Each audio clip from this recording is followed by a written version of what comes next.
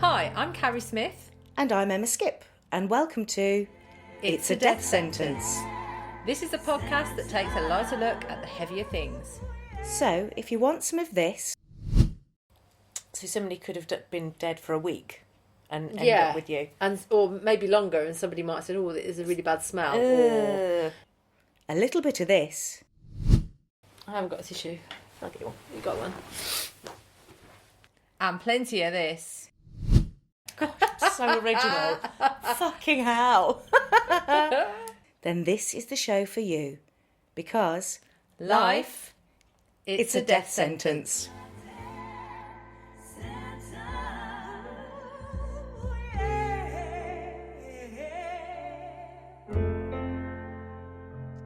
So, welcome, Gavin, to It's a Death Sentence. Thanks very much for asking. It's a pleasure to be in the studio with you once again.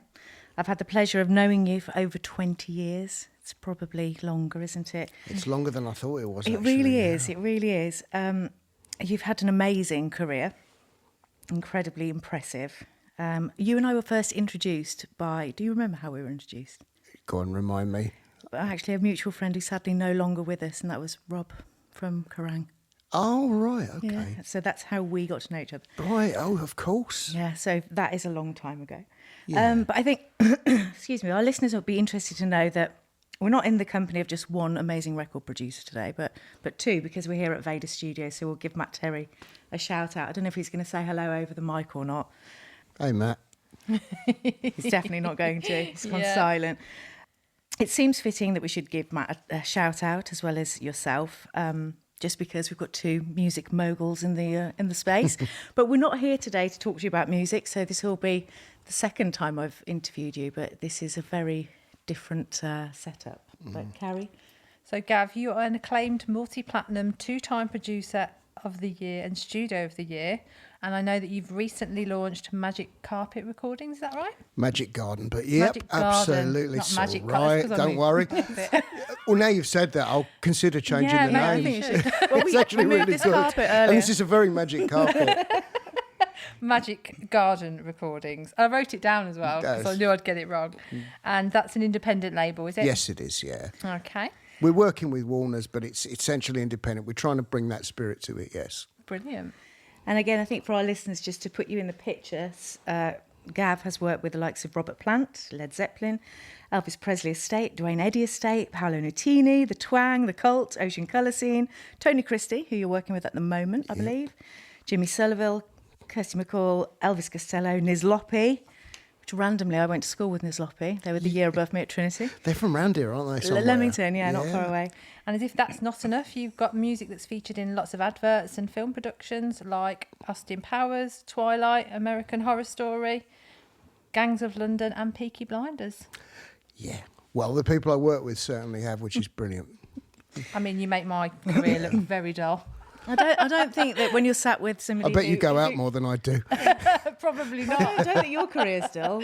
Carrie opens up dead people all day long, so I don't think there's anything dull about that, well, really. Slightly different. But today, like I said, we're not here to talk about music. We're here to talk about some of the things in your character and your personality, things that I wasn't even aware of. So Gav saw the podcast and was very supportive, so thank you for that.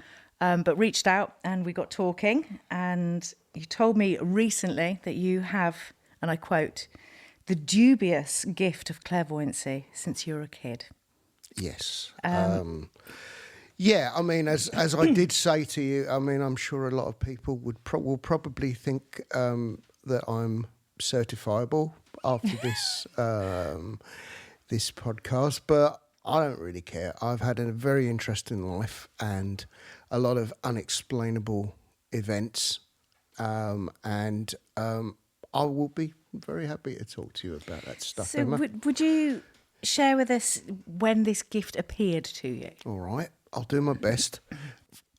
It was quite early on in my life. I was on holiday in Benidorm, actually, as a lot of people at that time used to do. And I think it was probably my first time out of the country. And I went for a little swim and I drowned. and I swam quite a way out, thinking it was exactly like the pool in Leighton Baths, and obviously it wasn't. There was quite a strong undertow. I was pulled underneath, and it was some time before I was noticed and pulled out, and I drowned, and I coughed up a load of water and responded to respiration, and then I wasn't drowned anymore, and I didn't think anything of it, of course, you know. I mean, I was a kid. And then I started having some very strange experiences. They didn't seem strange, I have to say. When I used to go for a walk, like Epping Forest, places like that, which is pretty near where I grew up, I used to have a friend called Pete, and he'd always come out and meet me, and I'd take my dog over there, and he'd always come out and meet me, and and we'd race stag beetles, because there were stag beetles. There were actually natterjack toads around at that time. You know, I mean, a lot of these species are kind of extinct now, but we were sort of in the forest, and we'd sit there on a great big log, and we'd chat for ages, and we would, you know, sort of just play, you know, just like a couple of young lads, and we'd kind of, you know, go for a walk through the trees and stuff, get sticks, and my parents would call me, and I'd go and meet them, and I'd say, well, look, are we not going to wait for Pete's mum and dad to come? And they're like, well, who's Pete? Where is he? Oh my God. Oh, I wasn't expecting that. I was waiting for Wow. it. Yeah, so I would meet Pete quite regularly whenever I went to the forest. He would be there, and I'd ask him a lot, and I'd say, "Where's your mum and dad?" And he'd never answer. You know, there'd never be and I would have some the memories after it were quite hazy. It's almost like my memory was wiped. It's quite a weird thing. I mean, I remembered the whole thing. What age were you at this time? I would guess I'm probably about 9, 10, Okay. something like that. And I was at school and stuff. I never spoke to anybody about any of this stuff. I knew there was something not quite normal about it. And I figured that if I started talking to people about this stuff, they would probably assume that, you know, there was something seriously wrong with my mental health. And I thought that the best thing I could possibly do is, if I wanted to continue to enjoy talking to my new friend, I mean, I wasn't particularly sociable at school. Like, you know, I had autism, undiagnosed, not particularly severe, high functioning, but, you know, autism, bit of ADHD. I didn't really get a proper diagnosis until late into my 50s. They'd incorrectly diagnosed it for years, and I didn't make friends easily. So when I met this kid, it was actually a brilliant time. We used to just sit and talk for a long time, you know. And every time I was called, sometimes I'd look and he'd just be gone. And sometimes I'd go and I'd wave and then he'd be gone. It was very mysterious. It wasn't something that felt like a normal encounter. So were you aware of it then? Yeah, I guess so. Yes. How would you define the difference between a young person, 9 or 10 years old, having an imaginary friend, or it being something more phenomenal? I absolutely can't explain it to you. I'm not even going to try and turn it into something that it might not be. I can't explain it, and that's actually the whole. I guess that's the uniqueness of it, is that I actually. It's not something I have any kind of. I haven't been able really to explain it my entire life. Wow. And so it was not an isolated incident, by the way. That's what I was coming on to. So there's Pete. This came after your near-death experience Yeah. in the with drowning. Yes. So that came quite quickly after that. And so after Pete, what was next?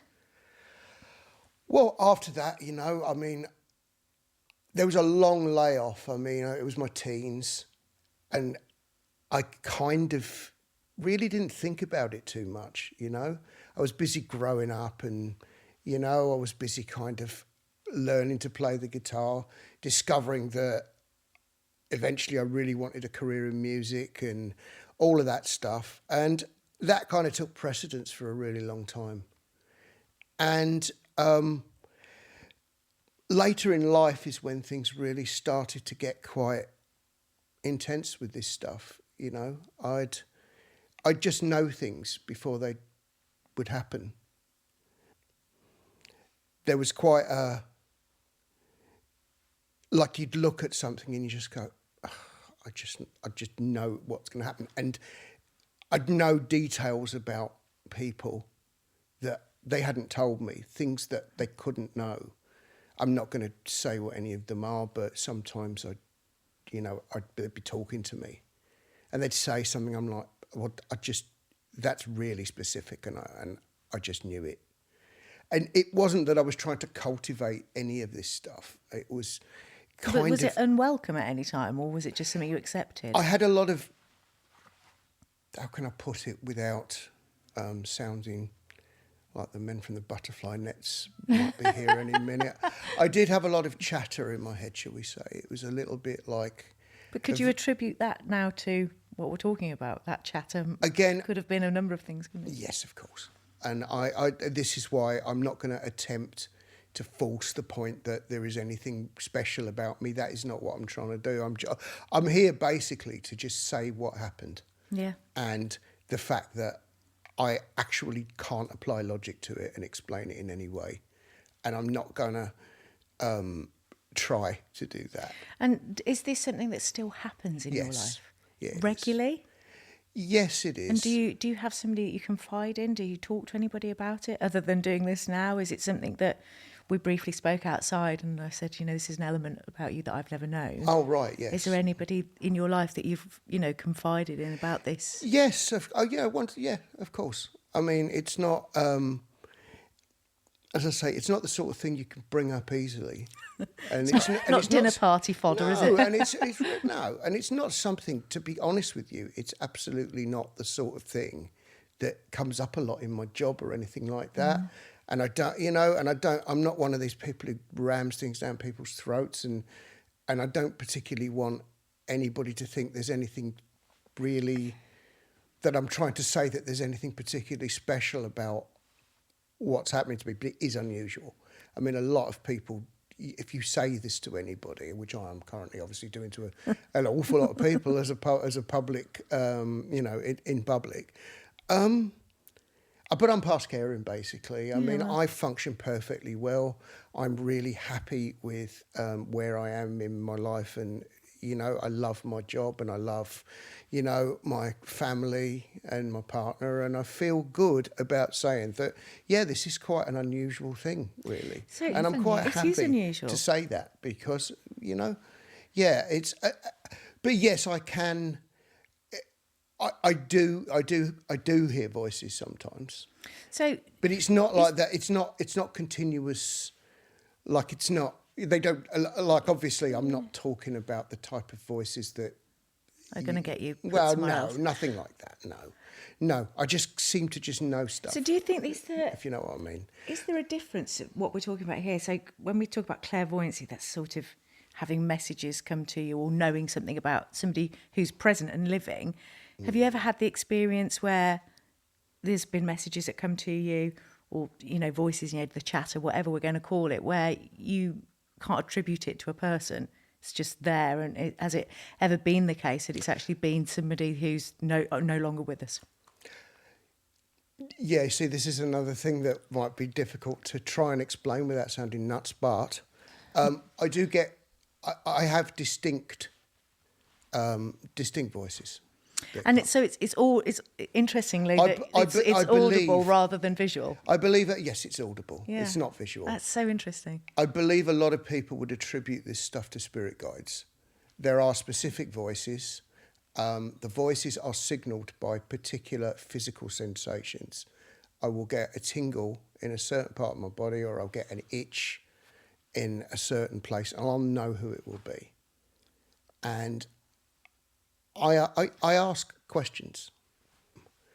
I feel like the answers that come to me are not always obvious, and they'll sometimes unfold over a couple of days. And, you know, they're represented in ways that maybe aren't standard, but I know what's happening. A classic example, like I'm going to say, like an example of something that happened. Over the years, I've had a lot of, you know, real up and downs with things, shall we say. And something really specific will happen to reassure me that things are going to be okay. There'll be a little plastic toy ball which will just turn up in the weirdest place. And I've got a collection of probably, and they are, when I say the weirdest place one turned up was in Iceland, actually at my feet. And, it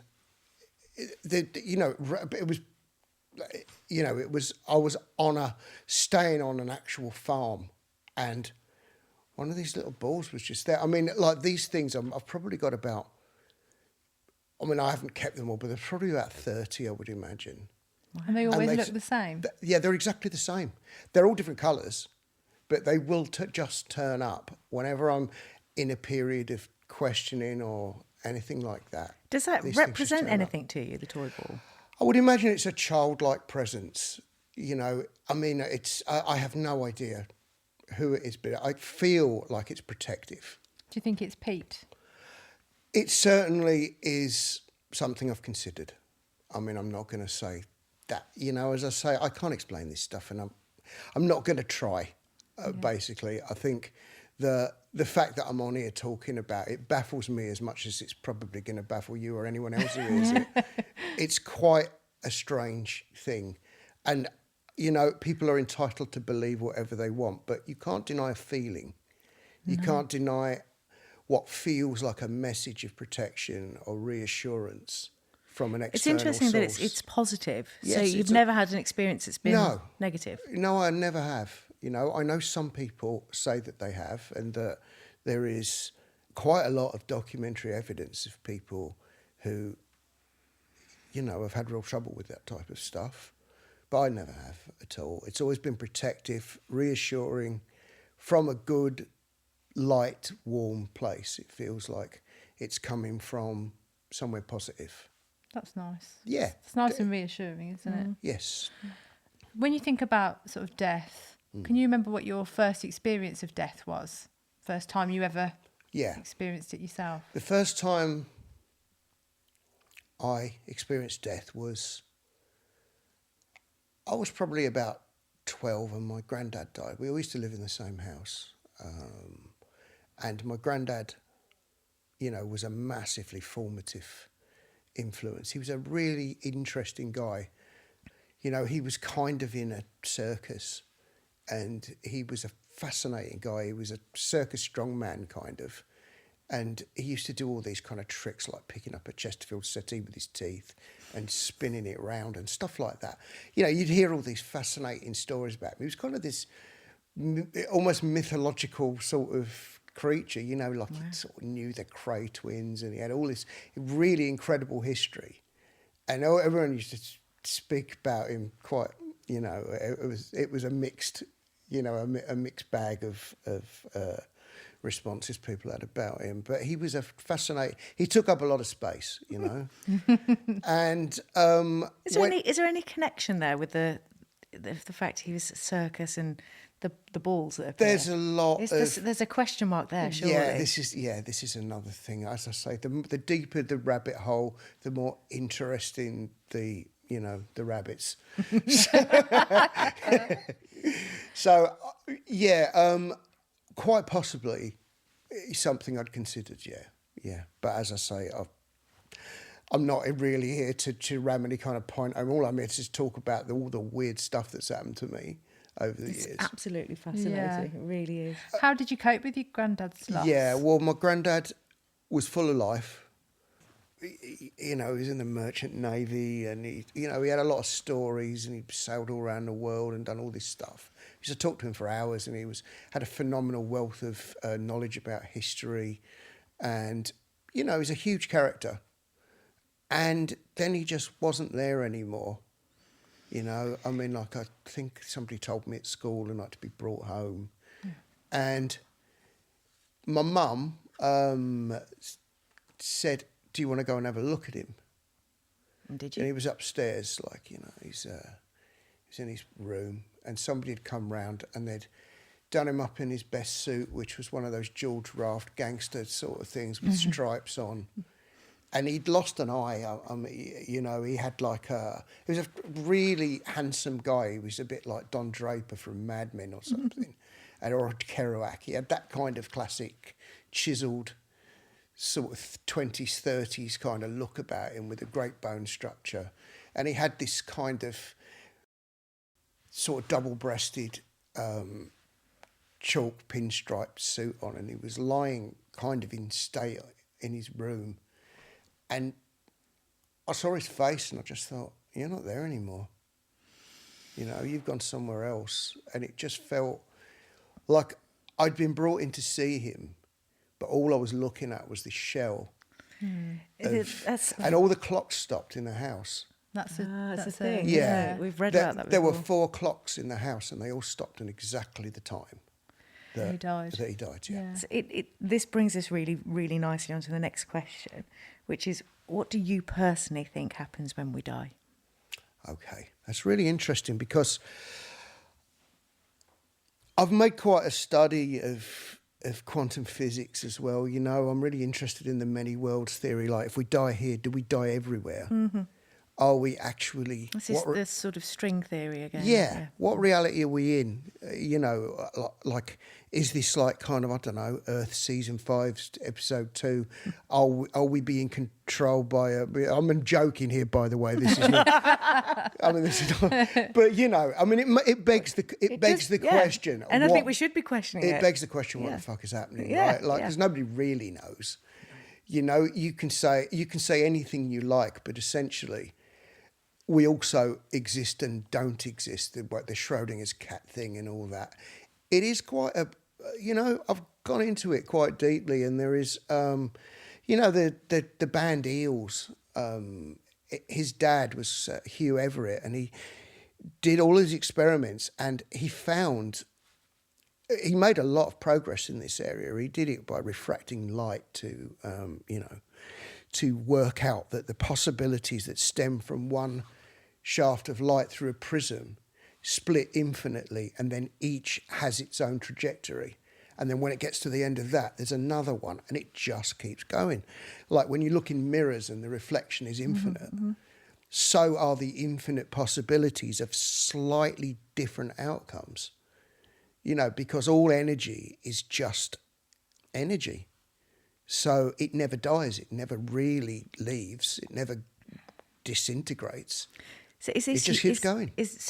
Would you say that's your I don't know how I got on that, really, to be quite honest. Brilliant. I was totally in it.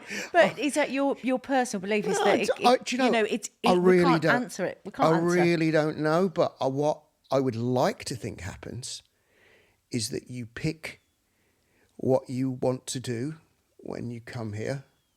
You pick the people you want to do it with and how you're going to learn your lesson. You pick your tasks, and so do they.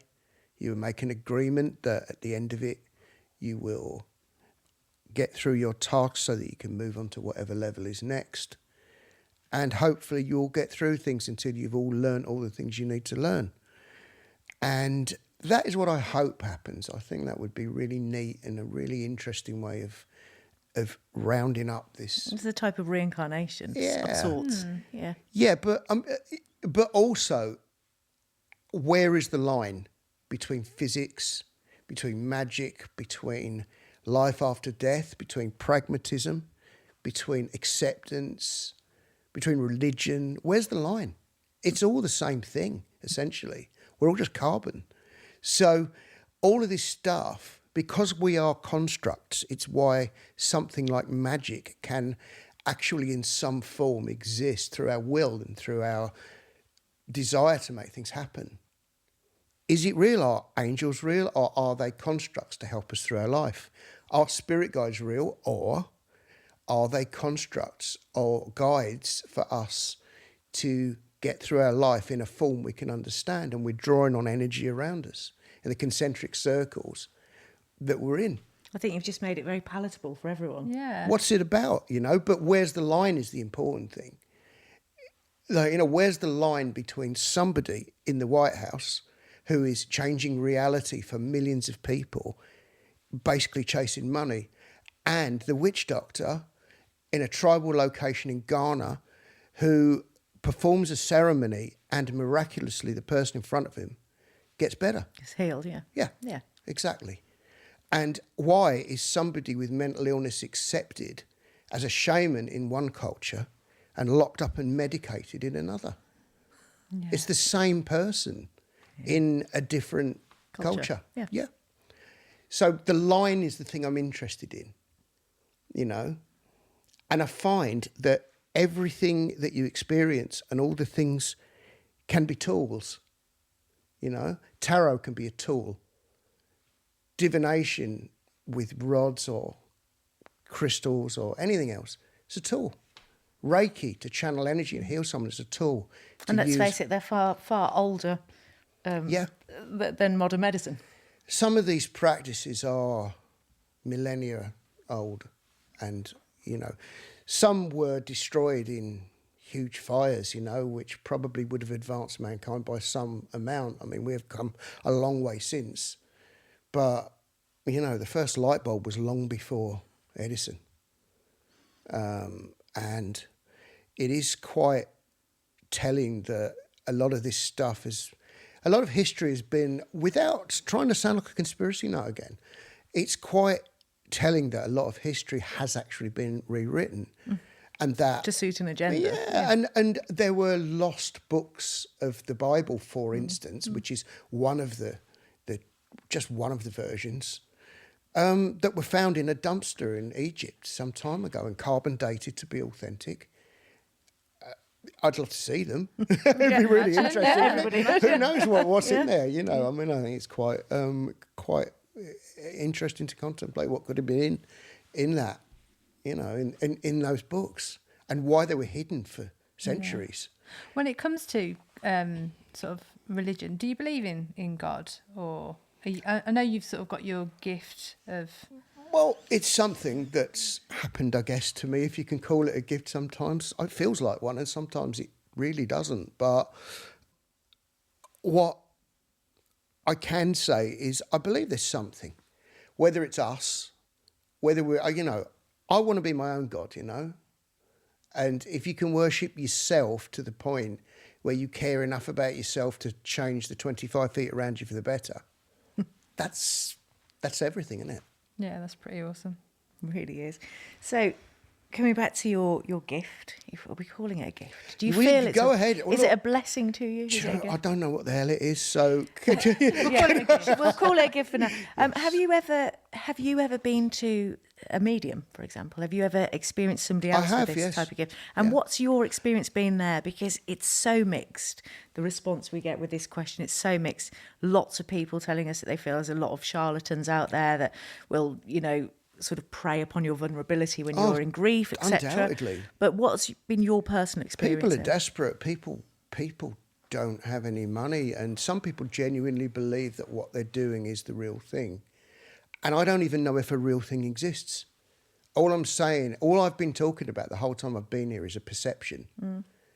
And perceptions are really interesting because perceptions... They're wildly different between people. Perceptions make personalities, It's your lens defines who you are and how other people see you as much as how you see everything else. So, a lot of people, I mean, you don't know whether they're... The main thing is the intent. I think. Okay, so if where they're coming from is whole and real. I think if somebody has any kind of, if they're in touch with any kind of energy, whatever it is, and they approach that with reverence and gratitude and enlightenment, I think that is going to be a good thing. Whether or not it's supernatural or not, who knows? I don't know. Have you ever met a spiritualist or a medium where they've actually said something to you very directly? Yes. That's resonated with you, and you've thought to yourself, how did you know how that? could you possibly know that? Yes. Okay. Would you share it with us? Please don't feel you need to if there's a hesitancy. I probably won't. I've fine. got to say it's quite. I've had It's experiences so with a couple before now, and I went with my sister, and they were absolutely bloody awful. But I've had experiences actually with the travelling community where they. That's my background, actually. Really interesting. So they used to come into one of the shops I worked in when I was quite young, and just spoke to you very quickly, very directly, in a very low tone, and went this. Yep.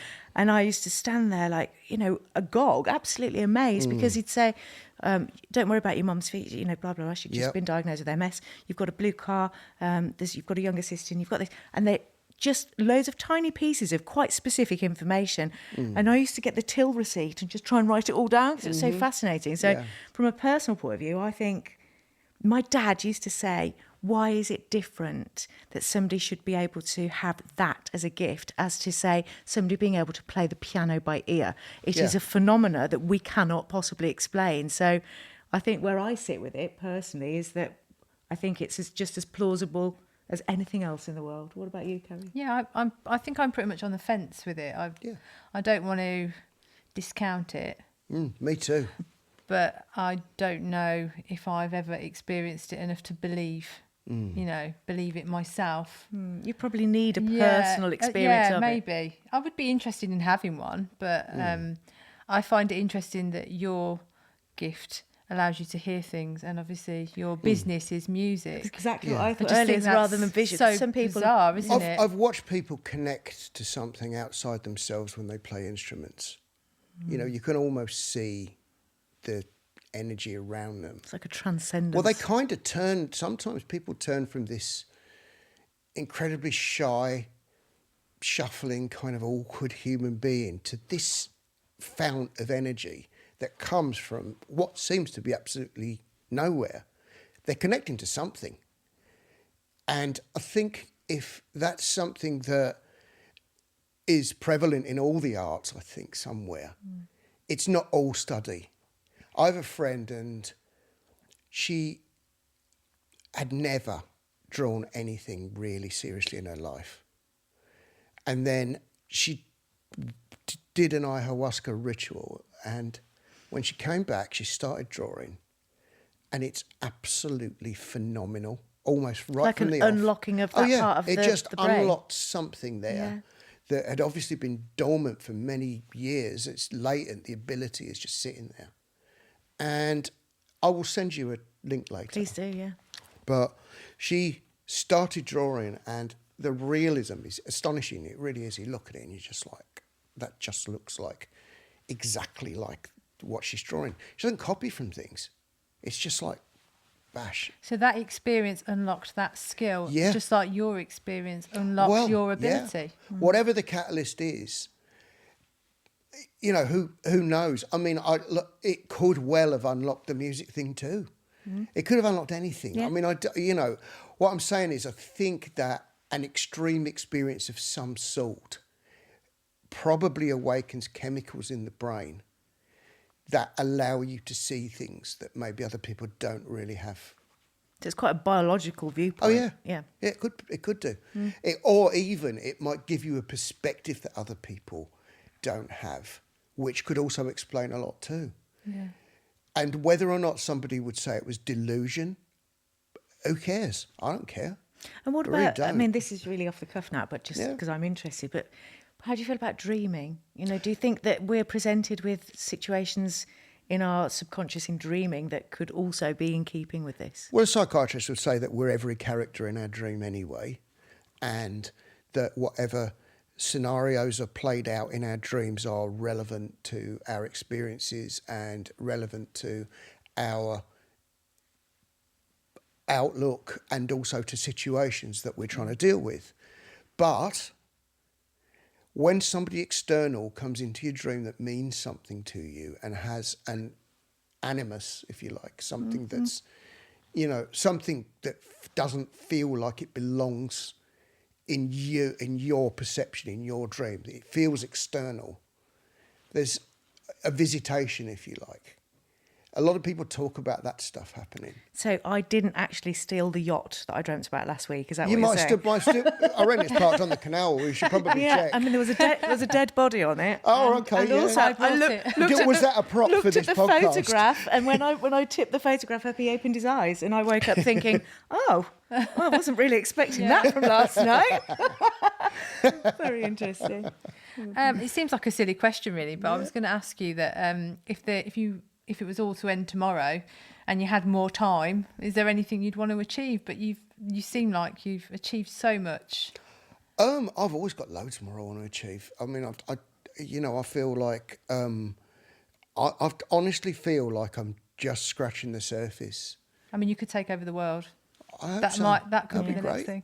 Yeah, no, I honestly would love to achieve loads more, and the more challenges I'm getting, the more I'm enjoying my life. I feel like I'm kind of just getting going, really, which I believe is probably a good thing. I feel like some of the stuff that's coming up is going to need a lot of Energy and lots of life. Absolutely. And which really isn't in keeping with this question. But what about, because we're here to talk about death and everything that surrounds it, but have you ever thought about your own funeral and what that might look like? And do you have any plans in place? Are you a pragmatist in the way, do you have a will written? Do you have an idea of how you want that to look? Or are you, I'm dead, you deal with that? Where do you sit with that? I think it'd probably be irresponsible not to have made any provisions for somebody my age, I guess. But I'm very conscious that you don't really get to choose when it is.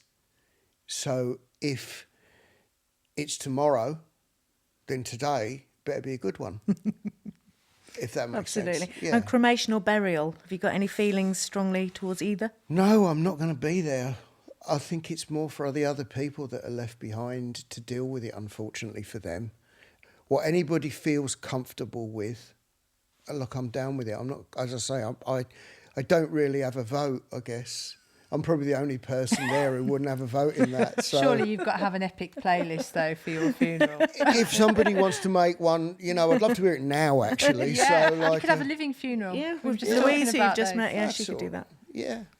That sounds like something I'd probably be more interested in, I guess. Yeah, apparently it's a new thing that's getting more traction, isn't it? Living funerals. So. Yeah. Yeah, well, it's a lot of money to spend on a wake. I mean, Yeah. Yeah, probably maybe that. we can get six. Do Enjoy they do it. one of those on Groupon or something? Yeah, maybe, yeah. Groupon living wake, well, imagine. If you could find out when you were going to die, would you want to know? So if you could find the day, the time, would you want to know about it? Ooh, it's a very good question. No. No, I don't think so. I don't think so. We don't get because many surprises, you do we? wouldn't really enjoy the living part of it up to then, would you?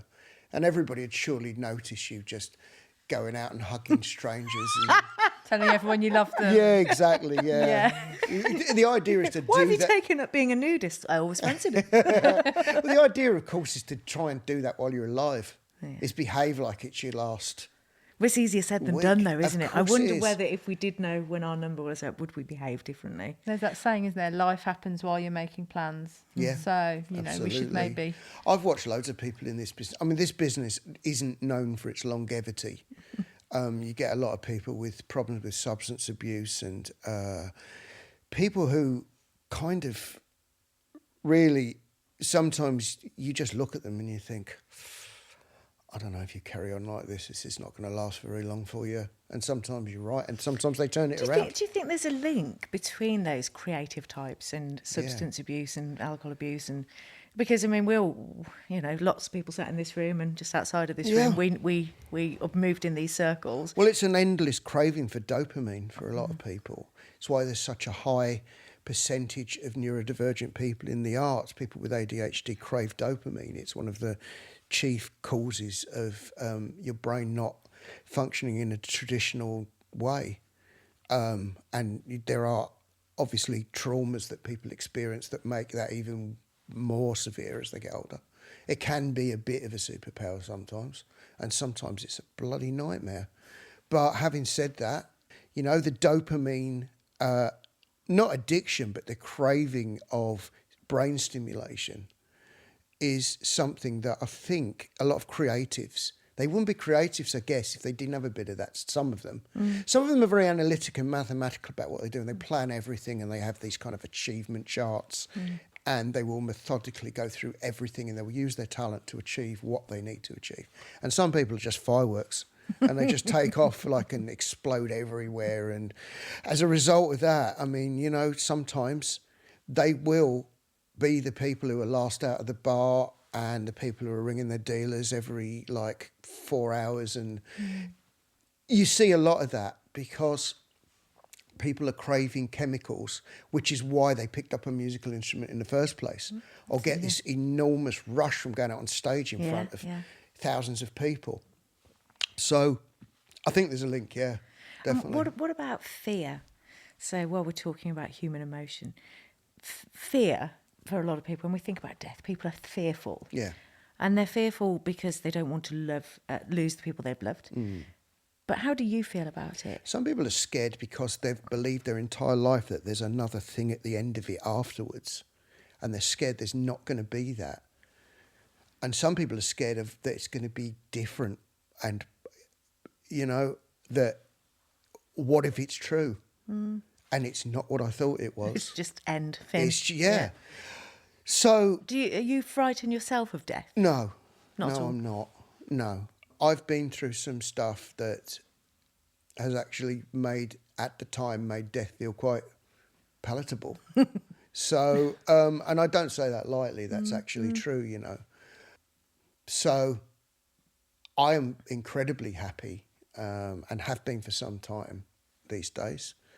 So while all that's true, I'm honestly not scared of death because, for a start, I don't remember anything about drowning. Okay. Nope. And recently, this is a trip. Recently I went to a Greek island and I fell asleep on an inflatable and woke up a mile out in a shipping lane. Oh, my word. And then I had to swim back, which is mental because I technically probably can't do that. But I honestly felt I was being pushed back. I couldn't move my arms when I got to the other end. Oh, wow. But it's not like I was in the South Pacific and with sharks or anything. It was a Greek island, but it's a mile. Still a shipping lane. I don't want to be a mile out. And there were ferries every 40 minutes, so it was a bit terrifying, I have to say. Imagine. And all I could see in the distance was this blue and white church, on the horizon of Agistri, which is this tiny little Greek island right next to Athens, pretty well. But I woke up on this inflatable. I must have just sailed past everybody. And I woke up by falling in. And then I watched the current take the inflatable 30 metres away from me. So I couldn't even get back with it. I literally had to swim all the way back. And technically I should have been dead. But I felt, certainly for the last part of the journey when I thought, I just can't do this. I just felt like there was somebody actually dragging me or pushing me. And I managed to get back. No, it's just I chose not to take the door, That's one thing I do believe is I think you get several opportunities. Some people get several opportunities in their life to take the door. Really? And if you don't take it, then you're not ready for it. You only take it when you're ready for it. That's my theory. Isn't that? I've not heard that. Yeah, I think that sort of twins. It's not an original theory. I heard that. If people who are, sort of really poorly at death's door, and they don't want to give up. They keep fighting, and then they can come back full circle. So people outlive their prognosis a lot. Yeah. Yeah. Well, Gav, that's been absolutely, totally fascinating. Thank you so much for making the journey to be with us today. It's a real pleasure to be here. And as I said, none of these views are, like I can't prove or disprove any of it. Well, who All can? I can do, no I one. think we could say that about anything, organised religion, So anything culturally. you may as well say the thing that you're thinking rather than some sanitised version of it, because people don't appreciate that. They like reality. If you ever get a message that seems to be for somebody, do you tell them? I have done. And how did that go? Mixed reception, really, I guess. But in every case I've ever done that, they have turned out to be very accurate. Really? Yes. It's not put you off telling people when these things come through? How can I put this? It can do, yeah. But it was... I mean, if you're in a studio session with a band no. and you're like, oh gosh, I don't this is do not that. the most appropriate Look, I time. sometimes use what I feel to be guidance during a session. Yeah, of course. If I feel there's something about the person that might need a gentler way of speaking to them, or a certain thing they'll respond to, and I hear a little something that tells me that everyone gets intuition. It's not just me, I mean, I believe people shut themselves off to the fact it could be anything else. That was other my than next just their question. brain, I mean, I think we're sort of, as children, taught to go and explore the world and be really creative and really wonderful, and then we get to young adults and they're like, could you shut all that down and just be, I don't know, a data input clerk? Do you know or what? whatever? It's like, My only response to that can be, if you don't believe in magic, you will never fucking have any. yeah, and it's That's the end because of there's it. phenomena everywhere. Yeah. In nature, everywhere. We just got to how do see you it. explain half of the cellular structures that make up the entire fabric of what we exist in, including ourselves? You can't Human explain body, any of that. human body's fascinating. That is an absolute miracle of one sort or another, whether it's a chemical miracle, a spiritual miracle, or some combination of all of it. Whatever it is, it's not natural, is it? This stuff, like it was rock one day, No, and it's then it was a something, lizard or whatever. I mean, I'm not, I'm simplifying that. Yeah, but I obviously. understand the point. But yeah, it's everything's a miracle. Everything, everywhere you look, is a miracle. Magic is everywhere. Why would you want ordinary? Why would you want your life to just be like everyone else's life? I think that is absolutely. And if you've got any messages for us, we are welcoming them with Yeah. open arms. It will be private if I have wow. Yeah. Carrie's like, come on, anything what are you like telling that. me? It's not, What it's wouldn't not it- something I broadcast or do for a living or any of that. It really isn't. I have no right to do anything like that. Yeah. I feel if a friend or someone I know could benefit from me saying anything, even if it's a bit of advice that I feel I might have had a bit of help with, then look, of course I'm going to tell them. But at the end of the day, it's just me saying a sentence. I can't verify that it's anything else, and I would never, ever try and do that. I'm just saying I feel like I've had guidance here and there, and it would be really inaccurate of me to not say that that's what I believed. So, I think it's brave. Lots of people might Yeah, go 'cause- through this with these feelings in their life and think, I'm not going to say that. I'm not going to vocalise how I feel about it. So I want to say thank you for doing that with us Well, today. it's It's been really interesting. I don't believe all progress is good. I don't. And I don't believe that all modernisation and the relentless pursuit of, facts can be interpreted many ways. And I'm not saying that there is an alternative truth. What I'm saying is that you have to be prepared for the opposite to be true of anything that you find. Yeah, because it's somebody's findings. It's just always somebody's subjective. perspective. Yeah. Yep, exactly. And art particularly is subjective. Yeah, absolutely. So, and I live in a world of illusion with the art I create, because something was not there, and then a bunch of people get together in a room, something happens, and then there is something there. And that is magic. Of course it Yeah, is. absolutely. Wonderful. It's kind of a life's work of anyone who does this job. I'm sure Matt would say exactly the same thing in his own way. It is a privilege to be present when something is materialises that didn't exist before. When the magic happens. When the magic happens. Exactly. It's been just absolutely Yeah, it's amazing. lovely to meet you Thank and lovely to talk to you. And thank you for sharing with us, and thanks for agreeing to make the journey and be here today, and It's a also pleasure. for your support. Really appreciate it. It's a pleasure. Gavin Monaghan, ladies and gentlemen, thank you. Thank you. So thank you, dear listeners. If you've enjoyed our show, then please do all the stuff that will help promote us. Like and share our podcast and follow us on socials, and please subscribe too. If you've got any feedback, it's most welcome, so please contact us. Likewise, if there's a subject you'd like us to cover, please do get in touch, and thank you for your support. We are dying to talk to you.